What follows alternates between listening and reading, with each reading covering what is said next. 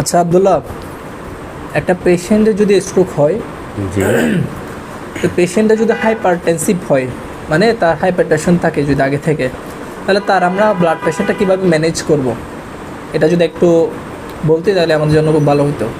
আচ্ছা, এই ক্ষেত্রে আমরা স্ট্রোককে দুই ভাগে ভাগ করি। প্রথমত একটা হচ্ছে ইসকেমিক স্ট্রোক, একটা হচ্ছে হ্যামোরেজিক স্ট্রোক। ইসকেমিক স্ট্রোকের ক্ষেত্রে ব্লাড প্রেশার ম্যানেজমেন্ট নিয়ে প্রথমে বলছি। ইসকেমিক স্ট্রোকের ক্ষেত্রে আমরা পেশেন্টের ব্লাড প্রেশার ততক্ষণ রিডিউস করব না যতক্ষণ এটা 220/120 ক্রস করে, ততক্ষণ আমরা প্রেশারটা রিডিউস করব না, প্রেশারটা ততটুকুই রাখবো। কিন্তু কিছু এক্সেপশন আছে যে ক্ষেত্রে আমরা 185/110-এর মধ্যে নিয়ে আসি।